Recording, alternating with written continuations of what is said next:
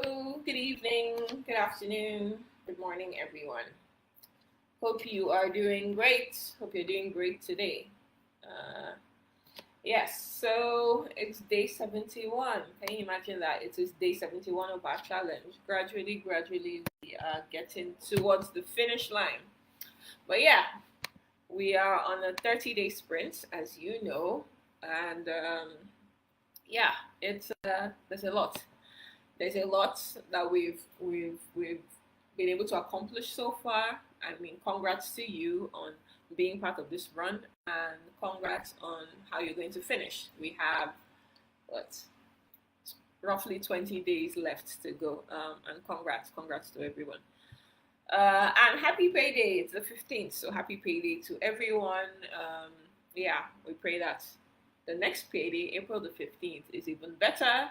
And for those who didn't get paid, yes, we pray that we give it our all, give it a really good push, and things just pan out really well for us to be one of the earners. Nobody watching this should not be an earner by come next month, right? So yeah, we need to tighten the screws and give this what is left of this sprint the last push. So thank you so much for joining in. Please drop a comment.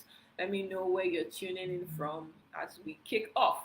Very important uh, uh, topic this evening. And our trainer yesterday, $1 Million Mentoring, which um, he did a fabulous job really teaching us this concept that I'm about to share now.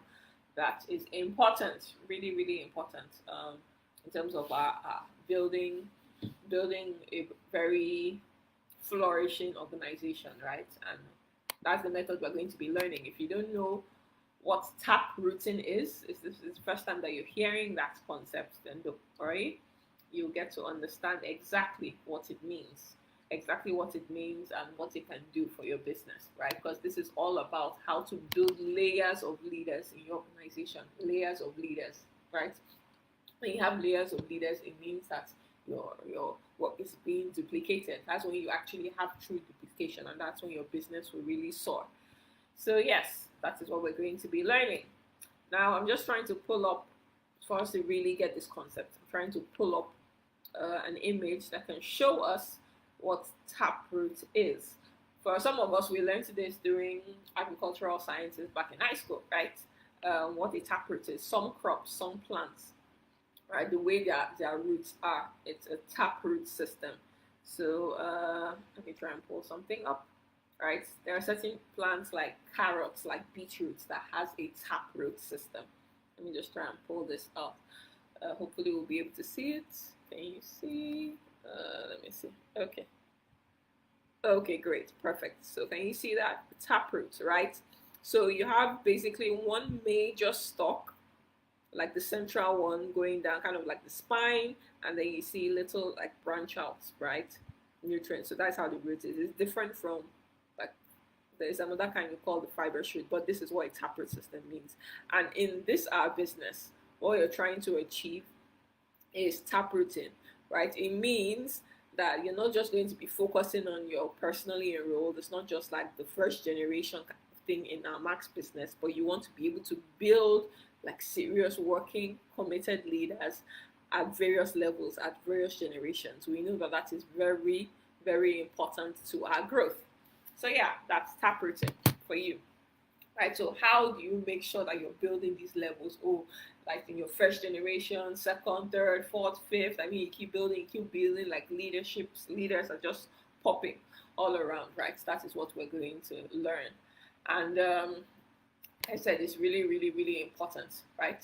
Now, just to kick off, I'll mention this statement, and this is something I heard from yesterday. It says, every stud knows a dud.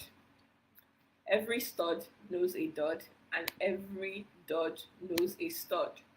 What does this mean? Right? There are different kinds of people when it comes to like building this business, right? And just people in general, right? We all have different networks, and we all know different kinds of people, both the serious-minded, the committed, and not so serious-minded and committed, right? So within everybody's network right now, we have a mix of all these people, right? So the idea is, and what you need to focus on is the fact that everybody has their usefulness in a sense, right? So you could be prospecting people, right, and they themselves may not be end up being serious business builders, but then they can have somebody in their network, somebody that can come connected to you, plugged into you, that is actually going to be that next crown diamond, basically. So have this at the back of your mind. The fact that one person is working, somebody in your organization doesn't seem to be growing or really, pushing the business or growing at the level that you want, doesn't mean the person doesn't have access, doesn't have connections to people who could end up being those. Yes, and hey, it doesn't matter if it's your second generation, your third, fourth, fifth, sixth, whatever, right? To have leadership in your team is a great thing. We know, you have people who are building, becoming bronze, silver, gold, platinum, and the likes. We know that that is good for the entire organization, yes? So you have to pay attention to that.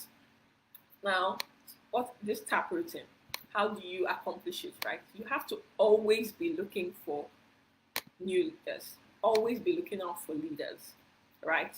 New possibilities of momentum, people who could bring that fire, that spark, and everything to the organization. People who are serious minded, they want to make things happen, improve their life, and all of that. You have to always be looking out for these things. And though this is the tendency, right? Because of okay, it's my person, and then you kind of know that you stand the best potential of like earning or stuff. It's usually better when the person is you're personally enrolled. That's the idea, right? You want to have as many personally enrolled successful people. But a common issue, and I am also guilty of this, right? Not paying enough attention, right, to other people in the organization, or not paying attention to other people's networks, right, apart from your own. You have to be looking for leaders at different levels. At different levels, it's very, very important. They do not have to be your personally enrolled. And just think of it, right? That every single person that's in it, or every single person, new business builder that you have, new associate and all, right? That person, right, gives you a link, gives you an insight into another, like a whole stretch of contacts. Basically, through that person, now you get the chance to be able to know the people that they know, right? I'm not saying that you're going to end up like getting them as your own recruits. No, but then hey, as you know this person becomes a business builder. Those people's contacts, right, which are going to be helping to guide, to help them to prospect, so that they too can be exposed to the business and then come into the entire organization. That whole process can lead you to find the diamonds in the rough. So that is the idea that one needs to have, right? So leaders can be identified. So we're just saying leaders, leaders, leaders. How do you know a leader, right?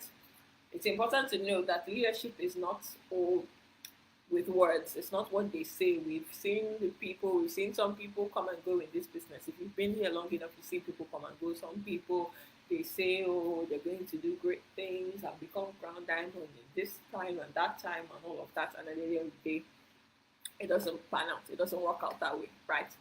It's not by words. We are, action. Action is what you need to believe, right? So there are certain things that will help you identify a leader, the people that you should be thinking of. And I'm going to just mention 6 of them, like the 6. So leaders in essence are momentum creators. They're the people that they are making things happen. They're giving entire business, team, organization a lift. So how do you know these people? One, right? There are people who work on their attitude. They work on their attitude. So there's this personal growth aspect to them. Like they want to grow. You can see them wanting to like learn, like absorb, know how to do things, become independent of their upline, kind of, right? Those people that you push, learn all they can, they ask the questions. You're not, their upline is not chasing them, like they're making the effort. That is one thing. The second thing is that these are people who quickly learn how to train and present. Yeah, they want to learn it quick. Okay. They've seen it a few times, they've been in the space. They too, they want to be able to deliver information. Or they may not be like just superstars may not just be Chris or an Anne or a James, Dr. James, just overnight or anything, but there's that push. Like they are putting themselves out there, they're doing the uncomfortable action. Oh, even if it's like one-on-one meetings or like smaller groups and all, they are giving that push, right? So yes, to quickly learn, and we know such people like within our organization. Right? Leaders are also the third thing. Leaders are also people who build relationships. They build relationships, connections. They come into the team, okay, also they want to like make connections with different people in the team, right? And then even like with other people as in prospects, we talk about relationship building.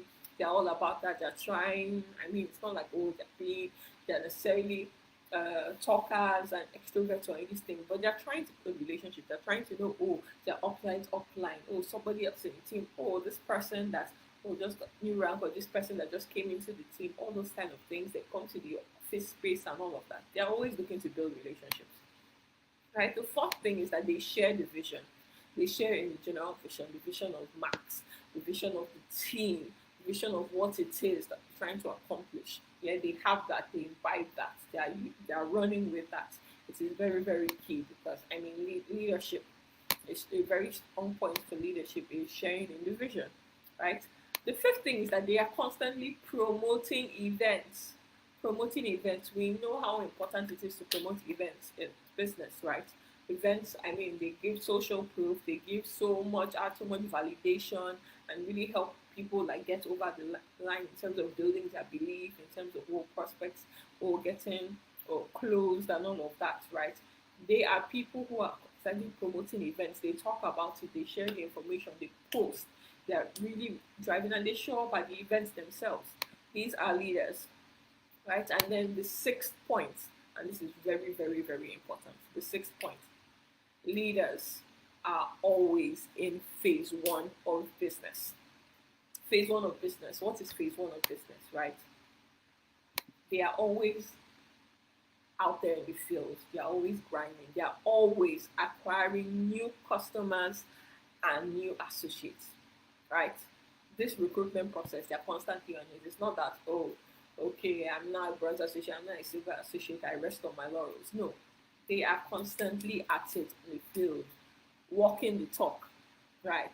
They don't just, okay, I've enrolled 5 people and then chill, go into management mode. So these are very important. These are true leaders. And when you can see people, I mean, it may not be like every single thing you just see at once, right? But if you begin to notice these traits, you know that this is somebody you need to pay more attention to. And you can only identify them if you're attention. So, like I said, it's not just your personally enrolled, right? We all, okay, I don't know about every single person, but like I said, I'm guilty of this. When you feel like, you stretch different organization, but hey, that person that came into fourth generation, fifth generation, all these things, once there's new people in team, pay attention because you don't know the next person that is going to be the next diamond, then the next crown diamond. And you need to be looking out in your interaction with these people as you are building relationships and interacting with them, be able to identify, does this person have the leadership qualities? So yes, that's it. Now, coming back to this phase one things, right? We're talking about looking for leaders. I mean, if you're going to be able to detect leaders, if you're going to be able to help them do anything, right? They can only you can only guide somebody, right? When you've been there, you can only share experience or really help somebody when you have had that kind of experience. So it means you need to be a leader. You need to be that leader. Be an example. You need to be an example. If you are like, okay, first of all, we know that starting business, right, you kind of have to give a good push in the first like part of this whole entrepreneurship, this max business, right? You give a lot of push and effort initially. You have to do a lot of reach out to people, you have to do a lot of invitations, get this person, that person, see opportunity and just keep it going like that, right?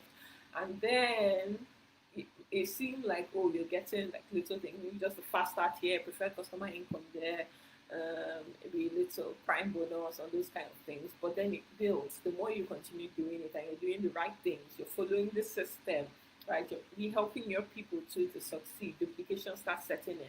right? Then you begin to flow into other things, the binary income, the rank pool bonus. You know that things get better, right?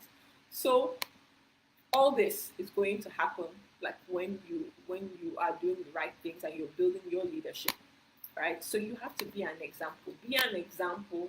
Be the example long enough, right? If you are the example long enough, then it gets to the point where 90% of your income will come from what your team does, as opposed to what just you are doing. Initially, it can feel a lot like just effort, or maybe very few people's effort in the team. But as you continue building that duplication power, I mean, everything compounds, right? And obviously, that's where income comes in. That's the leveraged income now that this beautiful network marketing industry now gives you, right? Being able to leverage on the work of your team. It's not just your own effort, everybody's. So imagine earning, right? And then 90% of the earnings is coming from work that your team does, not you. That's beautiful. So you have to be an example first. You have to be that leader first, right? You have to stay in phase one. Stay in phase one. That is where the growth is. You cannot go into management mode at any level. You see the people who are crown diamonds right now are still out there in the field and hustling, right? So you can't sleep on it. You can't sleep on it, because even if you have some success, right, it's going to dwindle. People, it's a monkey see, monkey do business, right? If they see you're resting, if your team you see you're resting, oh, there's no activity, all these things, we call them the income producing activities. You're not really doing it, you're not out there prospecting, you're not there, oh, actually inviting people for, doing the presentations, all these things, bringing in new blood, right? And all these things, your team is not going to do it, right? So you need to always stay in phase one. Always don't just bank on past success or where you've been before or the good old days. Keep being in phase one and earn new edification. There has to be a new reason for you to be celebrated. There has to be a new reason, new thing to get excited about, right?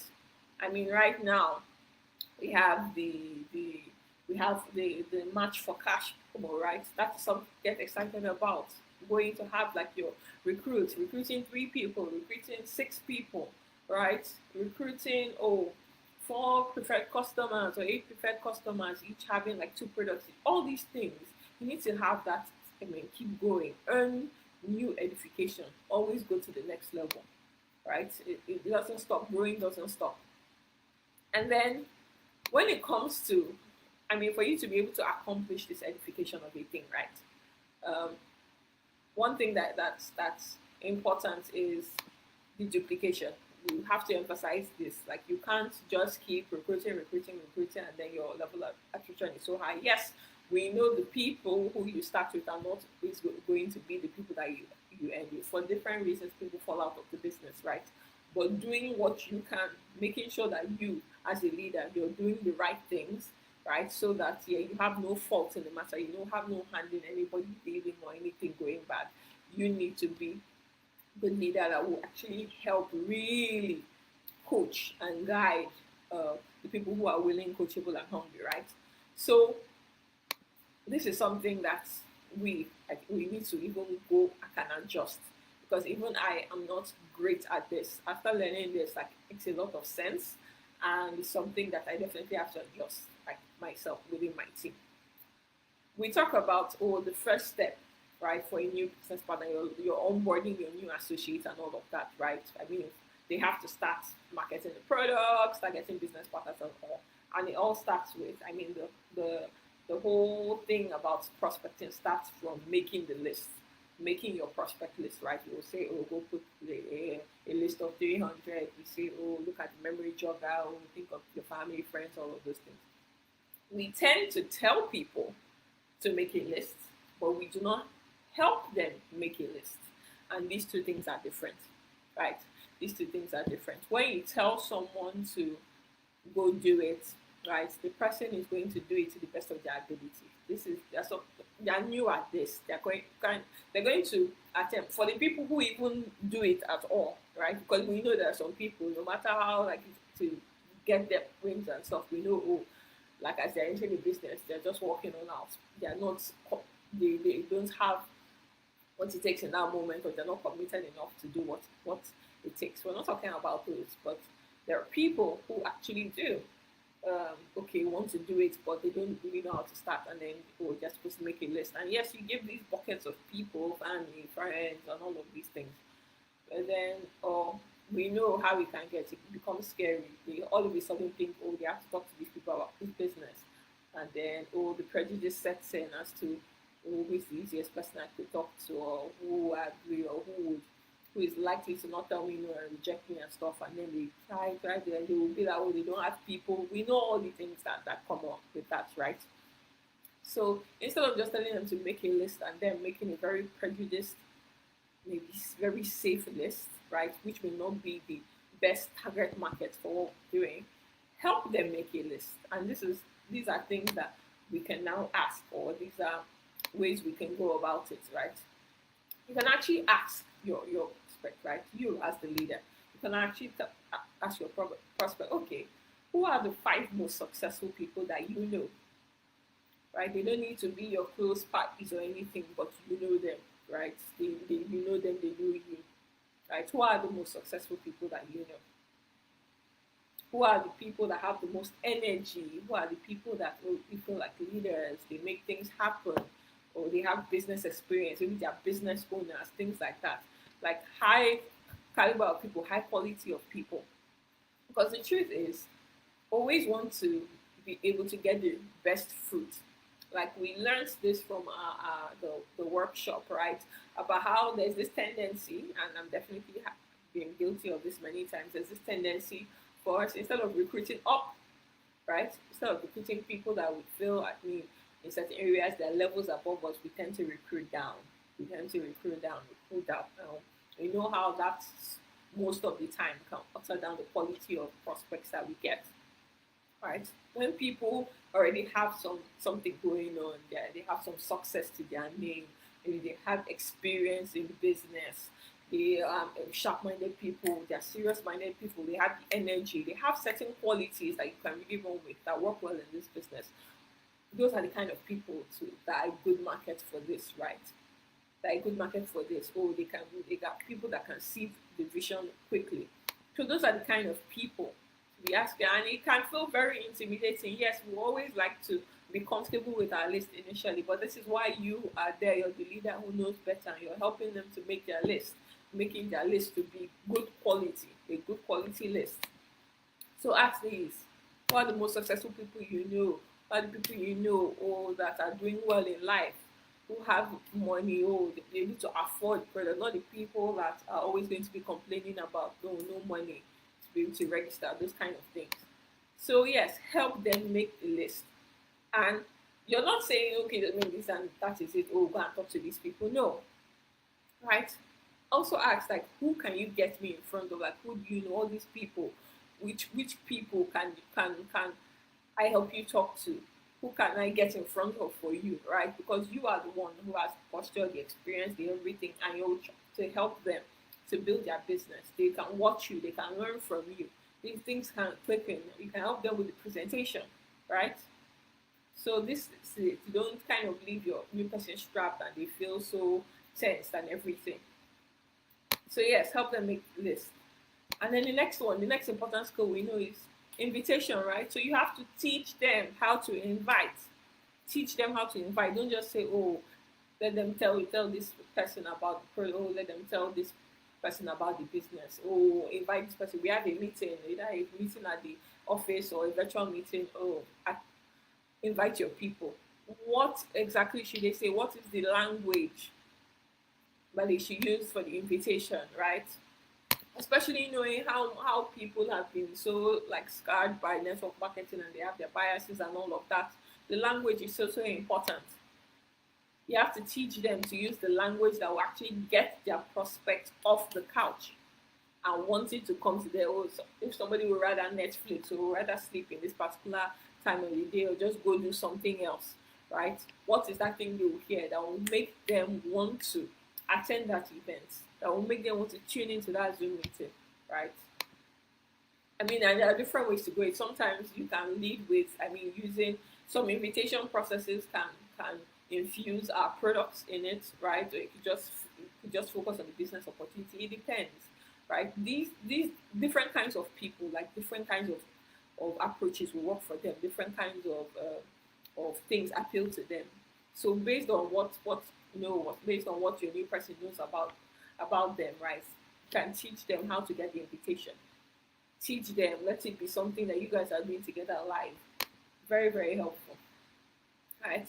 Very, very helpful. So yes, help your people build their list, teach them to properly invite, and it's going to help build their confidence. It's going to help build their confidence, right? Every single person that every single new person you have, right, is an entirely provides an entirely new contact list for you. I remember these people at the end of the day, this your first level of people, first generation, may not end up being the best business builders out there, but they could lead you to those diamonds in the rough. Right? Some people, organizations, they have leaders, they have really fantastic leaders, 10, 15, 20 levels deep. So yes, we're talking about taprooting. So that is something that you have to have in your consciousness. So sort through your team, right? Sort through your team, sort through their networks to be able to get the aces. The aces. Yeah, the deck of cards, the aces, they are the ones that you're looking for. The leaders, those are the people that you're looking for. So for you to be able to find them, it means you have to actually be looking out for them. It's hard to find something you're not looking out for. That awareness has to be there. Oh, I'm looking for leaders. I'm looking for new possibilities of momentum. I'm looking for the serious, committed people who can make things happen, who want to make things happen for themselves. So the only way you can do this is aware of it, to be on the lookout, to be building relationships with people in your team. Very important, not just your personally enrolled or your second generation. New people in your team, right? Actually call them, build relationships. Oh, let's know what is going on with them and all, right? Genuinely care. And then these are words to live by, because if we knew this, if all of us actually had this knowledge and proper orientation, like starting our businesses, we would be better for it. We would have saved ourselves so much energy and trouble. You do not pay attention to and work with people who need you, who need your time, who need your knowledge, who need your coaching, your guidance, everything. It's not the people who need you who you're going to spend a good deal of your time with. It is the people who deserve you. It is the people who deserve you. See, as a leader, people always need you in the organization for different reasons.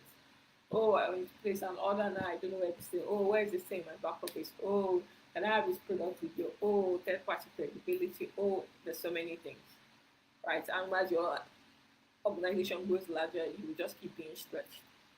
So many people will need you. They are not the ones, it's not that needs you that you can focus on. Focus on and work with the people who deserve you. The people who deserve you, right? And people who get you. So yeah, your success, it definitely depends on your efforts. It depends on the attitude that you have towards towards your business. Have the right mindset and all, right? Really be consistent to your efforts. Make sure that you're doing the right stuff. But then it also depends on the right timing of your prospect. Timing has to be right for the prospect. They have to be in a phase in their life where, oh, they're willing to do this. They're willing to give this a go. Right? If they're being pulled, so many things are going in their life that distract them, making them lose focus. They can't build the business on problem. We know of people who, they started business, the timing was just off and wrong. They didn't do anything. Maybe a year, 2 years down the line, they come home now with a focused mind to do it. And then they begin to succeed. So it's very important. It is very, very important to know that the timing also matters. Timing of the prospect, that is not something you have control over, but you have control over your effort and your attitude. Right? So yes, I know this is a big plague for all of us right now, adults, right? We're busy, we're always busy doing one thing or the other. But make sure that you're not just doing busy work, but you're doing productive work. Not just busy work, productive work. You could be in the back office looking at, the new people, the new associates. Oh, people are qualified for prime. You're looking for one thing, commission, what you qualify for, all those kind of things. Or you're trying to, maybe you're kind of new at this and still trying to figure out the compensation plan, trying to study all those kind of things. Those are good and it's definitely keep you busy. But is it an IPA? Is it an income producing activity? Is it actually taking you closer to the money? No. So yeah, it's important to make sure your focus is on the IPA and really for what is left of this sprint, that should solidly be what is in your mind. This is day 71. It's day 71, so we have to take it seriously. All right. So yes, that is it. How to taproot and build leaders in your organization. So hey, if you have gotten this concept, if it's made sense to you, I want you to type. I mean, whether you're watching replay or live, type taproot. Type taproot into the comments. Type taproot. Right.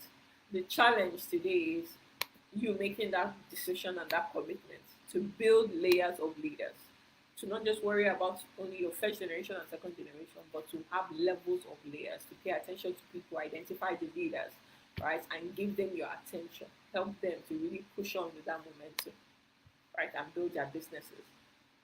So commit to this, commit to being the leader who is going to attract and build other leaders. So that is the message for today. Hope you enjoyed it.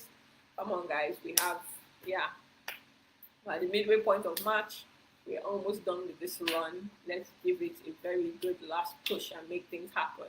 And we'll definitely have reasons to celebrate. Let's go, those leaders. Let's commit to this. All right, everyone. Enjoy the rest of your evening.